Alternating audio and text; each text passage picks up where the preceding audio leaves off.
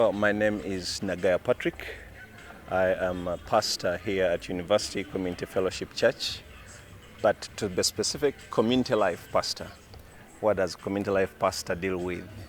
I am responsible for the marrieds here, responsible for the student cells, the small groups, and also the professionals.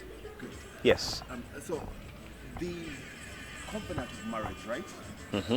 How important is it to life, to living, to humanity? Well, you've used a very important word, covenant.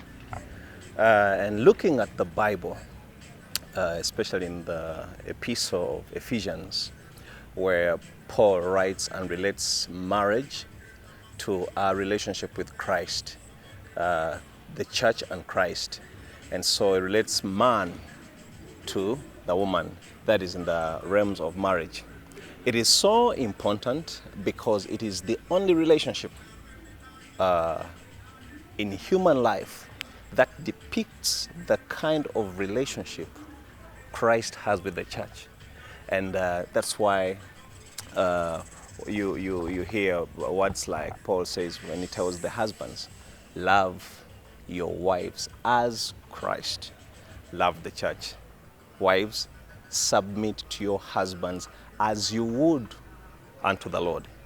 Now, for me, that is very key. So minus the element of Christ, marriage loses its meaning. So it exists for the glory of God purely. Yeah. Very, very strong there. Now, taking the equation, with the possibility of taking the equation of God out of this, does marriage in any way remain as probably sanctifiable as it should be? Well, over time, people have reduced the importance of marriage. And you can cite so many stories. But when we talk about being sanctifiable, inside marriage lies one strong word or virtue, which is commitment. And commitment from, you said, minus God, I cannot remove God because He is the author. He is the author of marriage. So I cannot put Him out. But commitment is very important. Now when you talk about being sanctified, for me, I look at it in the realm of one husband, one wife, period. Minus that, it is unsanctified. Now, when you bring in things like cohabiting, there you are devaluing the importance of marriage because there are issues in cohabiting. One is not committed. The bond is so loose. People have not vowed to be together until death does them apart. And if you're not in the Bible, I'm sorry to take you back, but I have to, from Malachi chapter 2, verses 14 and 15. God presents Himself as the perfect witness in the sharing of your vows between the two of you. You talk about commitment. Yeah. Just how important is that for two people to say we are going to be together till death does us part? Yeah, it is very important, and that's why it shouldn't be rushed. It shouldn't be rushed. Because such a decision is a lifetime decision. And I am so sorry for people who think that marriage is that cheap and they go on to marry for wrong reasons. Okay, some do it for status, others pressure. They are being pressured by their parents. They are equals, so and so got married, so I should. And in the end, when their heart breaks, they are affected, society is affected, family is affected, and the nation is affected in the end. The ripple effect is quite big. So big. It may not be portrayed out, but it's so big, and that's why some commit suicide. But others are just there to endure. But that's not what God meant it to be. Among young people today, which of the two comes out as the acceptable norm? To be married or not to be? Now, both spheres of life exist in the Bible. Some are called to be eunuchs for Christ. A man like Paul, huh, just called to serve Christ. Others are called to be married. And the way it is in 1 Corinthians 7, it is a gift. It is a gift. So I have no stand. I would, because I'm married, I would that people get married. But if it's a calling, I would that you stay to your calling. More divorces these days among young married couples. Any particular reason you think that is happening? Yes, I have heavily been involved in counseling people who are tending to divorce. There are some success stories, there are some bad stories, I need to confess. But the main reason that I look at is wrong motives for marriage and not understanding the meaning of marriage. That is the main cause of divorce. Why I talk about wrong motives is someone says, I got married because I wanted a visa to go to. The job that I needed me to be married. For me to get a promotion, I needed to.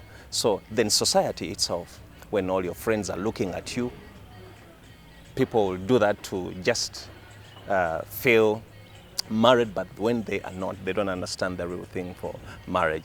So for me, that is the cause. But the other thing is lack of premarital counseling.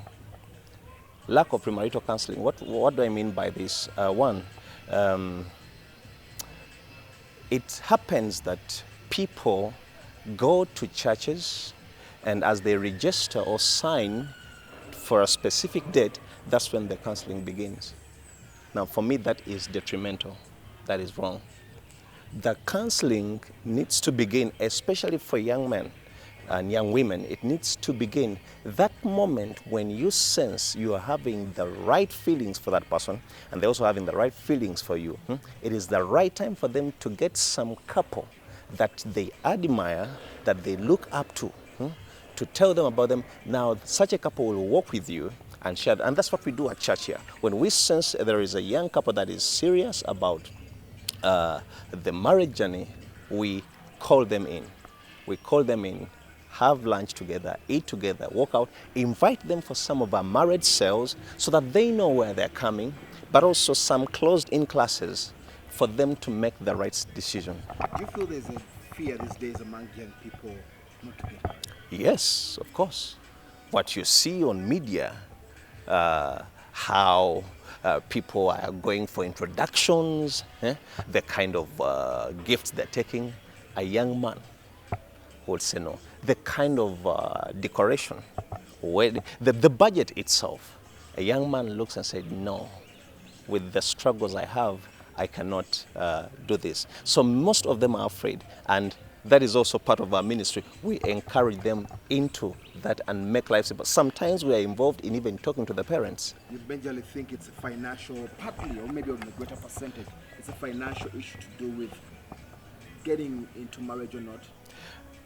Finances play a big role because even if they got married and the money was not there, some of these girls are wooed by guys who have the money, and even the men themselves by the women who have money. I have practical stories about that. So finances play a big part. But the other thing is the heart itself, the readiness to commit to that journey, the maturity it takes for you to say, okay, I cannot get married to the whole world. The man Solomon, who had 300 wives and 700 concubines, and in the end he says it is all vanity. So there is that pressure. What if, now, the question that most young men ask me is, but Pastor, is it possible for me to live with this woman alone until I die? Now, for me, that is a question of insecurity and immaturity. Because in marriage, it is the perfect institution where the fruit of the Spirit is going to be nurtured. Things like self-control, love, unconditional love, according to 1 Corinthians 3, verse 4 to 8. Joy of looking at your partner. Patience, when she annoys you, when she doesn't do what you expected. Patience. Righteousness, Faithfulness, even when there's so many options outside there, and you say, no, I have to eat at home. I'll not eat in that restaurant, not eating. So for me, I think those are some of the key things that many young men fear: immaturity, insecurity.